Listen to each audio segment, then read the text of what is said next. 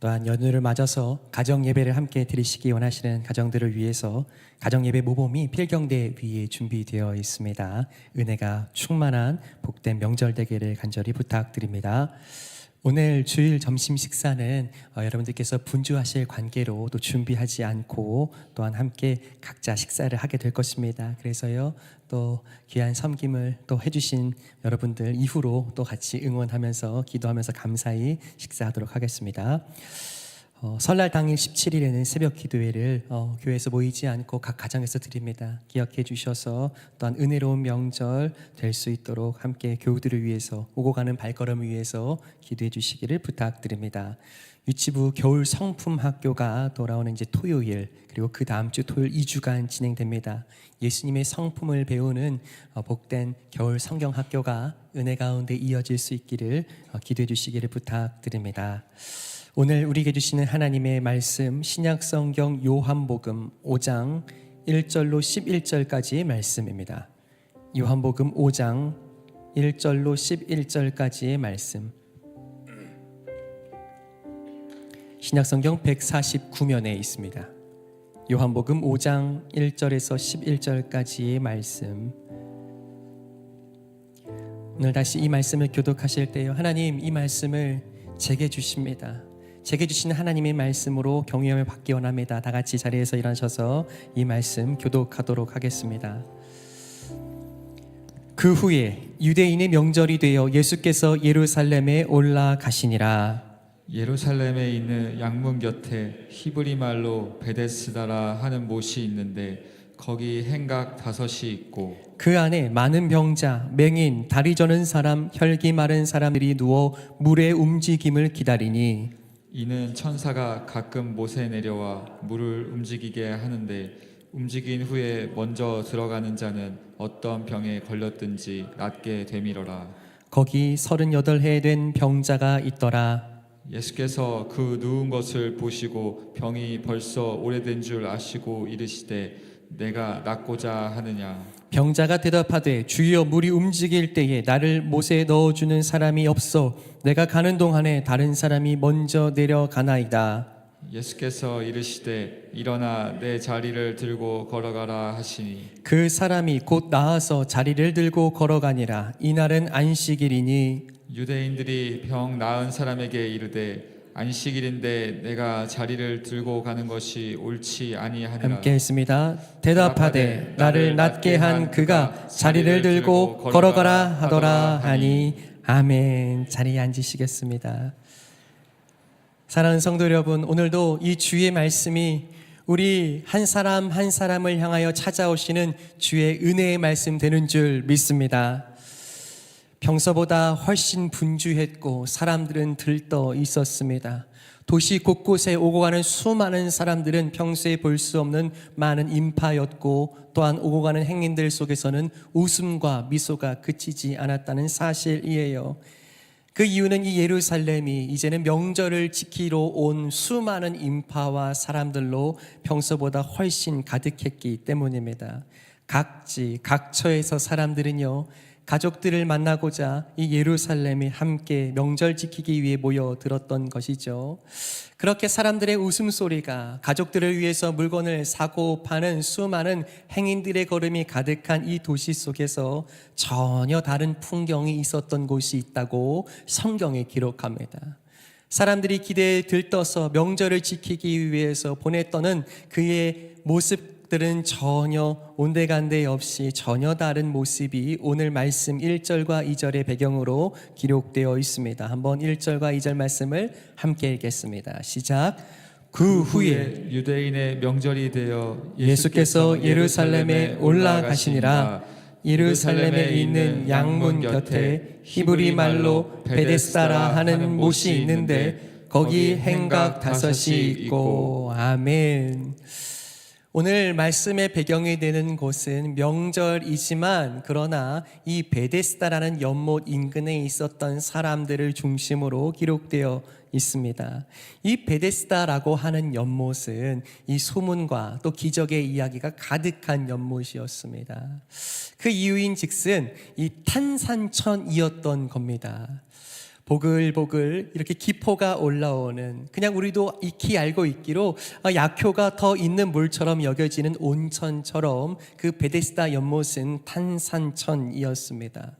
그러니 몸이 아프고 어딘가 불편한 사람들마다 저 약효가 가득한 물에 담기고자 하면 큰 기적을 맛볼 것이다 이야기했지만, 더불어서 그들에게 전승되고 이어진 이야기 중에 하나는 저 하늘의 천사가 어느 순간 갑자기 이 물을 톡 하고 건드릴 때, 그 물이 움직일 때 가장 먼저 그 물에 들어가는 사람은 어떤 병이든 깨끗이 낫는다는 이야기가 전해졌던 것이죠.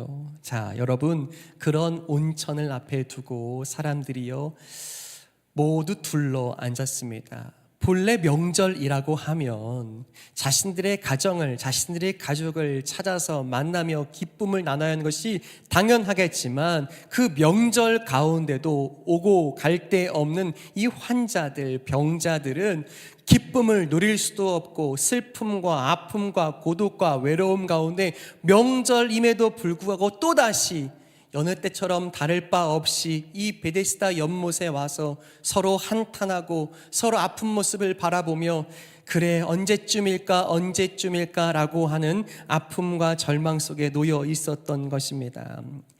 그런데요, 이 연못의 이름이 무엇이라고요? 베데스다라고요. 이 베데스다라는 이 지명의 의미는요, 은혜의 집, 자비의 집이라는 뜻입니다. 무슨 뜻이라고요? 은혜의 집, 자비의 집. 적어도 이 베데스다에는 자비가 가득할 것이다, 은혜가 있는 집이라고 이야기하면서 베데스다라고 불렀던 거예요. 그런데 여러분, 실상은 이 베데스다에는 자비의 집이라고 하지만 자비가 없습니다. 왜요? 그 물이 순간적으로 동하여 움직이면 어떻게 해요?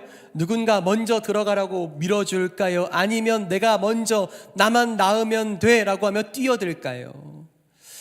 조금이라도 걸을 수 있는 사람이라면 자비 없이 뛰어들면 그 모두가, 그곳에 있는 모든 사람이 경쟁자인 겁니다.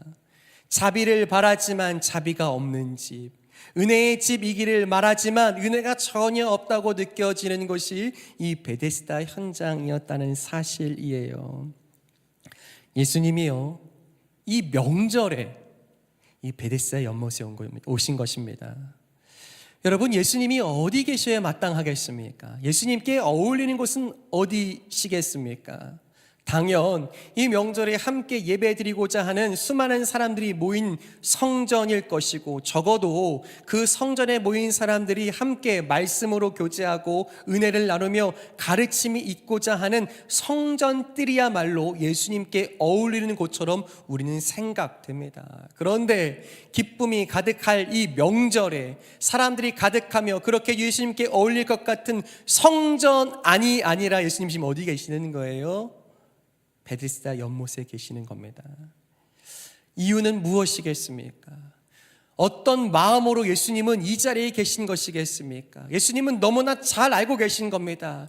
본인이 계셔야 할 곳은 성전 아니라 지금 주님이 가시고자 하시는 길, 가시고자 하시는 그 장소는 주님의 위로와 손길이 아니면 살아날 수 없는 어두운 영혼이 있는 곳, 그 한 사람이 주님의 손길과 위로가 절실하여서, 주님의 찾아오심이 간절하여서 주님이 아니고서는 살 수 없는 한 영혼이 있는 곳이 곧 베데스다이기에 주님은 이 자리에 오신 줄 믿습니다.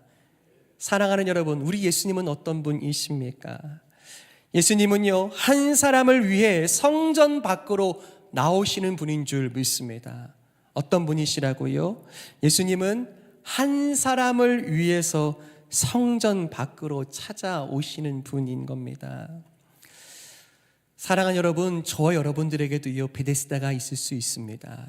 은혜를 기대했지만 은혜가 전혀 없다고 여겨지는 곳, 자비를 기대했지만 자비는커녕 치열한 경쟁과 생존의 다툼만 남아있는 곳을 우리가 살아갈 수 있다는 거예요. 명절입니다. 여러분, 성도님들과 대화하며 신방하다 보면 누군가에게는 이 명절이 다른 평소 때보다 훨씬 고통스럽고 슬픔이 가득한 절망의 시간이라고 고백하시는 분들이 있어요. 왜요? 가정이라고 하는 것이 자비의 집 되기를 바라고, 또한 이 가정이라는 것이 은혜의 집이기를, 은혜가 가득한 곳이기를 바라보지만 전혀 그와는 다르게 자비 없는 집처럼, 은혜 없는 집처럼 느껴지는 것이 우리의 가정일 수 있다는 사실입니다. 그래서 슬프고 그래서 아픕니다. 그러나 기억하십시오. 사랑하는 여러분, 주님이 여러분들이 자비 없다 여기게 되는 그곳에서 주님은 친히 성전 밖으로 나오셔서 우리를 찾아 만나시는 줄 믿습니다. 뿐만이 아니라 저는 이 베데스다 연못을 생각하게 될 때요, 어쩌면 은혜의 집이라고 바라지만, 자비가 가득한 집이라고 기대하지만 자비가 없다고 여겨지게 되는 곳이 있다면 또 어디가 있겠습니까? 교회들이 아니겠습니까? 사람들은요 그냥 생각합니다. 교회 가면 은혜가 가득하고 사랑이 충만하며 기쁨은 넘쳐날 것이라고요. 그런데요, 여러분 잘 기억하세요. 교회는 그저 은혜, 기쁨, 자비가 넘치는 곳이 아니죠. 오히려 우리의 여전한 슬픔과 눈물과 절망과 실망감 가득한 이야기, 또한 이루 말할 수 없는 고통과 아픔으로 아우성하게 되는 수많은 소음과 이야기들이 가득한 곳이 이 교회가 아니겠습니까? 그런데 또한 우리가 믿고 고백하는 것은, 그래서 자비를 기대하지만 스스로는 자비가 없다라고 말할 수밖에 없는 이 교회를 향하여 주님은 친히 오셔서 은혜와 자비가 필요한, 주님의 위로가 아니면은 살아갈 수가 없는 한 사람 한 사람을 친히 만나는 곳이 바로 이 교회이고 예배이며, 이 교회가 곧 베데스다 연못 되는 줄 믿습니다.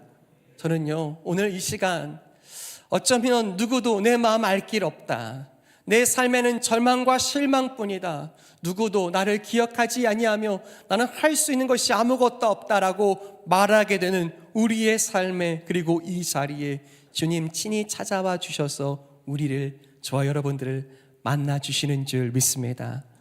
그렇게 주님은 한 영혼을 위해서 성전 밖으로 친히 나오시는 분이라는 사실입니다.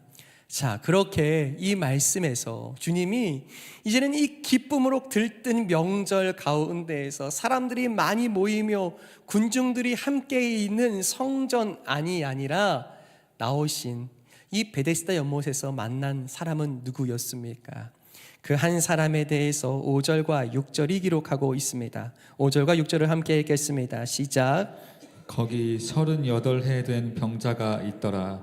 예수께서 그 누운 것을 보시고 병이 벌써 오래된 줄 아시고 이르시되 내가 낫고자 하느냐. 아멘. 여러분, 예수님께서 친히 나오셔서 그 베데스다 연못에서 만나신 한 사람에 대해서 성경은 이렇게 설명을 붙입니다. 38해 된 병자라고요. 38년 된 겁니다. 아픈 지 38년이래요. 여러분, 그의 삶을 한번 생각해 본다면 어떤 마음, 어떤 삶이었을까요? 38년 동안 아팠지만 오늘 그냥 38년 동안 똑같은 마음은 아니었을 겁니다. 아픈 지 한 해, 두 해 되었을 때는요, 기대했을 겁니다. 조금 더 나은 의사를 만나면, 또한 이 지역과 이 나라의 명의를 만나면 내 병 낫지 않겠는가? 내게 딱 맞는 약을 찾으면 그 약효가 나를 고치지 않겠는가? 한 해, 두 해, 그렇게 짧은 시간들은 기대했을 거라고요. 그런데요, 여러분, 기대가 크면 무엇도 크죠? 실망도 큰 법입니다. 기대했건만 이번에도 실패입니다. 이번에는 또 기대를 걸었건만 이번에도 또 아니랍니다. 수없이 기대하고 실망하고 기대하고 실패하는 가운데 이제 38년을 그렇게 살아낸 38년 된 병자의 마음 가운데는 이길 수 없는 절망과 실패감과 실망감이 그의 마음에 가득했던 겁니다. 그래서 명절이지만 오고 갈 데 없어서 그 절망감을 부여잡고 또다시 사람들은 기뻐하지만 나는 기쁨 없다, 기뻐할 길 없다 말하며 다시 환자들, 병자들만 가득한 베데스다 연못에 온 것이 아니겠습니까? 뿐만이 아닙니다. 그의 진정 깊은 절망감이요, 예수님과의 첫 대면, 이 대화 속에서 드러납니다. 마치 우리가 잘 알고 들은 대로 학습된 무기력, 무슨 뜻이에요? 통제되지 않는 상황이 반복되며 내가 어찌할 수 없는 상황이 반복되면 이 무기력이 우리의 삶에 배워진다는 거예요. 그래서요, 무기력이 학습됩니다. 그래서 아무것도 할 수 없다. 나는 버림받았다. 스스로 여기는 그의 절망이 예수님과의 대화 속에서 이어집니다. 다시 6절의 말씀을 보면 알겠는데요, 예수님께서요 물으신 질문이 있다고요. 이제 이 38년 된 병자를 향하여서 예수님 물으신 질문이 무엇입니까? 6절 말씀 한 번 더 같이 읽을까요? 예수님의 질문입니다. 시작. 예수께서 그 누운 것을 보시고 병이 벌써 오래된 줄 아시고 이르시되 내가 낫고자 하느냐. 아멘. 자, 여러분, 예수님의 질문이 무엇입니까? 내가 낫고자 하느냐. 사랑하는 여러분, 오늘 이 말씀을 우리에게 주신다면 여러분들은 어떻게 대답하시겠습니까? 예수님이 우리에게 우리의 아픔, 절망, 실망, 기대했지만 도무지 이길 길이 없었던 어떤 삶의 문제에 대해서 이제 내가 회복하리라, 내가 고치리라 하셨을 때 이제 내가 회복되기 원하느냐, 낫기 원하느냐라고 물으신다면 여러분 어떻게 대답하시겠어요? 네, 감사합니다. 네, 하시겠죠. 네, 주님, 낫고자 합니다. 회복시켜 주십시오. 이것이 일반적인 대답이 맞습니다. 왜요? 주님 질문이 무엇이에요? 내가 낫고자 하느냐. 그런데요, 여러분, 그의 절망이 얼마나 깊은지 그 질문에 이어지는 답변을 보면요, 그 마음속에 절망이 얼마나 깊었는지, 그래서 예수님이 찾아오시지 않으면 이길 길 없는 인생이었음을 그대로 여실히 드러내고 보여줍니다. 7절 말씀입니다. 예수님의 질문에 대한 이 병자의 답이에요. 읽겠습니다. 7절입니다. 시작. 병자가 대답하여 주여, 물이 움직일 때에 나를 못에 넣어주는 사람이 없어 내가 가는 동안에 다른 사람이 먼저 내려가나이다. 아멘. 여러분, 무엇이라 대답합니까? 내가 낫고자 하느냐? 라고 물으셨는데 병자의 대답은 주여, 저 물이 동한다 해도 나를 저 못에 넣어주는 사람이 없어서 나는 나을 길이 없습니다. 낫고자 하느냐 물었는데 자신 속에 있는 그 깊은 학습된 무기력이, 절망감이 예수님께 가감없이 드러나고 있는 중이에요. 왜요? 38년 동안 그랬거든요. 왜요? 절망하고 또 다시 기대해봐도 또 다시 절망하고 실망하는 것이 반복인데 누구인들 나를 도울 수 있겠는가? 설령 저 물이 동하여 기적이 온다고 할지라도 누군가 나를 도와주지 않으면 나는 저 못에 먼저 들어갈 일이 없을 텐데 내가 어찌 나을 수 있겠는가? 그냥 대답하지 않고 절망감을 보입니다. 나를 넣어줄 사람이 없습니다 말하는 병자의 문제는 여러분, 물이 문제입니까? 사람이 문제입니까? 환경이 문제입니까? 아닙니다. 이미 그의 영혼이 깊이 절망 가운데 다시 일어날 길 없는 것처럼 머물러 있었던 것이 아닙니까? 그러니 그 절망이 가득한 사람은요, 오늘 무엇 기다리는 거예요? 천사만을, 기적만을 기다리니까 그 절망이 너무 깊어 자신 앞에 오신 예수님을 알아보지 못합니다. 사랑하는 여러분, 어쩌면 이 병자의 모습이 저와 여러분들의 모습은 아닙니까? 우리도 기도했습니다. 그런데 응답하시지 않더라고요. 우리도 소망을 두어 봤습니다. 그런데요, 그 소망은 짓밟힌 채 버려졌습니다. 그러니 내 삶에는 그런 기적은 올 리가 없다고, 그런 상황은 성경 속의 이야기라고, 그런 간증은 내 것 아니고 저분들의 것이라고 이야기하면서 깊어진 절망이 우리 가운데 있지 않습니까? 38년 된 병자처럼 이제 더 이상 기도하지 않습니다. 왜요? 또 기도했다 안 들어주시면 이제 기도하는 내 믿음조차 흔들릴까 봐요.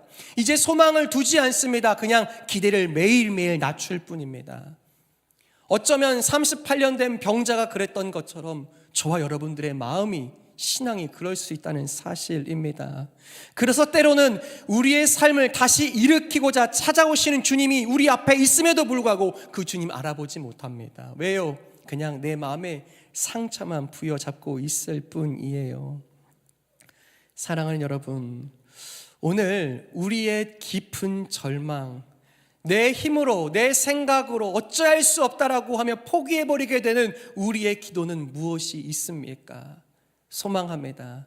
그런 우리를 위해서, 주님이 아니고서는 우리를 일으킬 수 없는 그 절망의 시리에 빠져버린 우리를 위해서 성전 밖으로 오셔서 우리를 찾아오시는 주님을 깊이 만나는 복된 저와 여러분 되기를 간절히 축복합니다.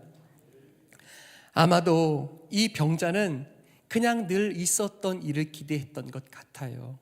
왜요? 그의 답변에 보니까 이야기하는 것은 아무도 나를 저 못에 넣어주는 사람 없습니다 말할 때에 일반적으로 자신이 경험대로 아는 것은 무엇이에요? 그렇게 아무도 넣어주는 사람 없어서 나는 낫지 못합니다, 실망감을 이야기했을 때 사람들은요 똑같이 말했겠죠. 참 안 됐습니다. 참 안 됐습니다. 그저 동정 어린 눈으로 바라보고 쯧쯧쯧 혀를 차며 참 안 됐습니다. 그저 사람의 말로 위로하는 것이 끝이 아니었을까요? 그러니 예수님께도 그걸 기대했던 겁니다. 그냥 저 불쌍하다고 위로나 해주시고 가십시오. 그냥 가시던 길 그냥 그렇게 가십시오라고 생각했고 그것을 기대했던 것 같아요. 자, 그런데 여러분, 예수님께서는요 그렇게 절망을 여실없이 그저 드러내는 그 병자의 답변을 듣고요 어떻게 하십니까? 자, 예수님께서 그 답변 후에 명하시는 주의 말씀 8절과 9절의 말씀을 함께 읽겠습니다. 시작. 예수께서 이르시되 일어나 내 자리를 들고 걸어가라 하시니 그 사람이 곧 나아서 자리를 들고 걸어가니라. 이 날은 안식일이니. 아멘. 자, 이제 내가 기대한 것은 그냥 저를 그냥 말로나 조금 위로해 주시고 지나가십시오. 아무도 나에게 무엇을 해줄 수 없고 나는 이렇게 살 뿐입니다. 절망에 있는 사람에게 예수님께서 말씀하시는 것이 무엇입니까? 일어나 내 자리를 들고 걸어가라 하시는 줄 믿습니다. 여러분, 이상하지 않으세요? 평소 같으시면 예수님이 내가 병고침을 받았다, 내가 나음을 얻었다, 눈이 띄어졌다 말씀하시면 그만인데 이 병자에게는 어떻게 해요? 일어나 내 자리를 들고 가라 하십니다. 무슨 뜻일까요? 여러분, 이 자리가 어떤 자리입니까? 이 자리는 38년의 자리입니다. 고통 속에서 지나가버린 청춘의 자리이고 그 자리는 반복된 실패와 절망 속에서 그저 그 마음 이길 길 없이 늘 눈물로 물들었던 절망의 자리가 그 자리가 아니겠습니까? 그런데 주님은 그저 병을 고쳐주시는 것이 아니라 어떻게 해요? 일어나서 너의 그 자리를 들고 가라 하시는 거예요. 기대해다 지쳤는데 이제 먼저 말씀하시는 것은 주님이 일어나라 하십니다. 여러분, 우리는요 때로는요 예수님이 무슨 일 하실까 할 때에 의사처럼 고치시기를, 병 고쳐주시기를 바라는 것 같아요. 그런데 여러분 기억하시길 바랍니다. 예수님은 절대 의사가 아니십니다. 그저 의사가 하는 일을 대신하시는 분이 아니세요. 그러나 주님께서 정말 하시는 것은, 하시고자 하신 진정한 주님의 일하심은 먼저 일어나라 하실 때에 일어나라, 이것이 무슨 뜻입니까? 다른 성경에서 찾아보면요 이 일어나라는 단어는요 예수님이 죽음 가운데서 부활하신 부활의 의미입니다. 다시 말씀드려보면 주님이 일어나라라고 명령하시고 말씀하시는 것은 이미 살았으나 그 영혼이 죽은 바 되어서 절망 가운데 일어날 길 없어서 다시는 살아날 길 없다라고 포기해버린 그의 영혼을 향하여서 너는 다시 일어나라, 생명을 찾아 얻으라 하시는 주님, 곧 병을 고치시는 것이 아니라 생명을 주시는 주님이 우리의 예수님이신 줄 믿습니다.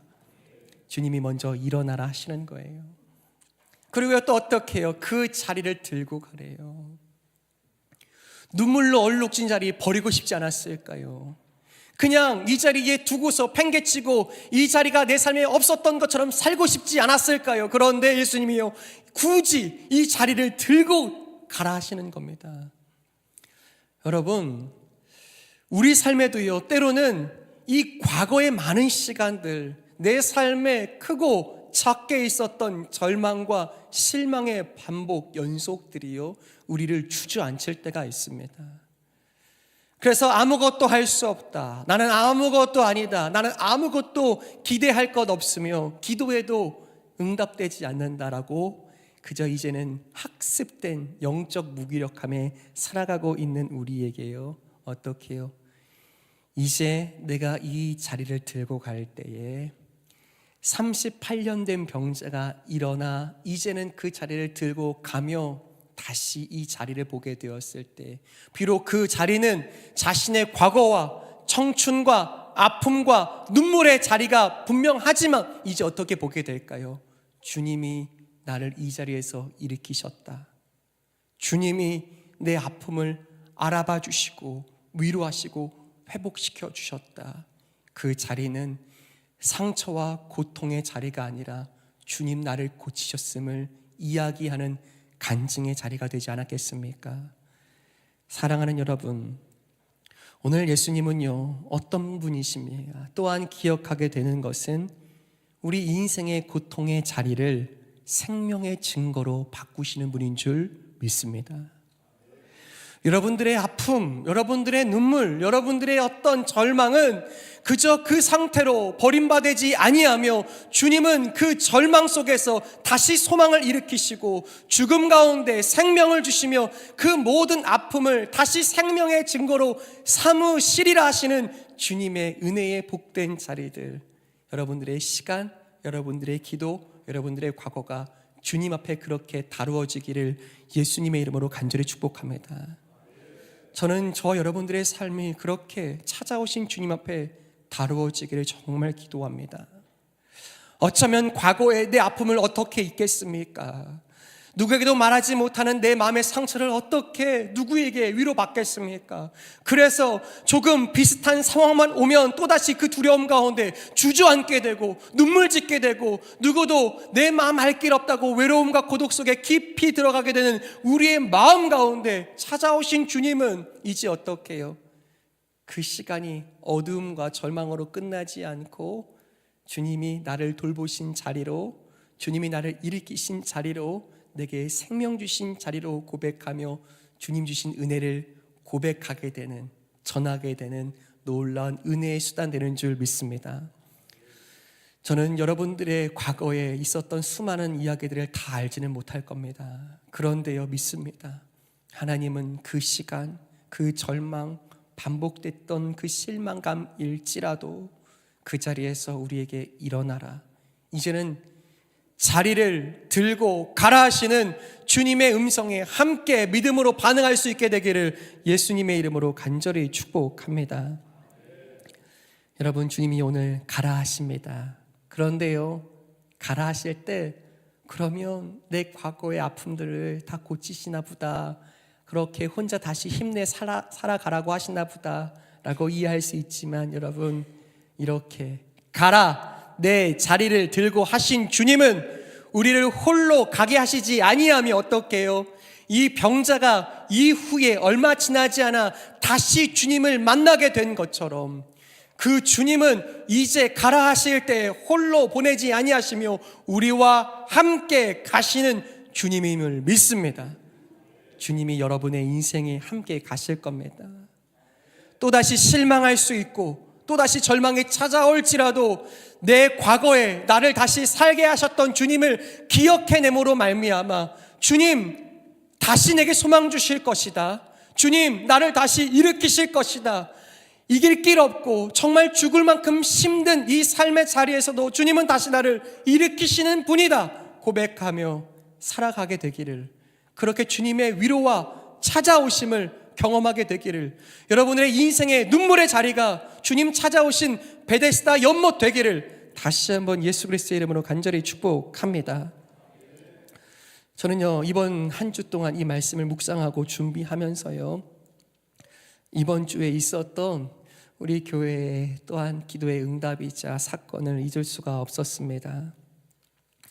우리가 몇 주 동안이나 함께 기도했던 제목이 있었어요.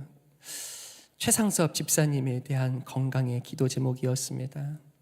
정말 수년간 정말 오랜 시간을 투병 생활하셨지만 또한 여느 증세가 또 심각해져서 또 갑작스럽게 찾아온 폐렴 증상 때문에 병원을 찾으셨습니다. 그런데요, 우리의 생각과 우리의 바람과는 전혀 다르게 의식이 희미해져 가고 호흡이 되지 않았습니다. 결국 바라지 않았지만 인공호흡에 의지하지 않으면 호흡이 되지 않으셔서 어찌해야 하는가, 하나님 왜 이렇게 어려움을 주시는가 기도하게 되었던 순간이 있었습니다.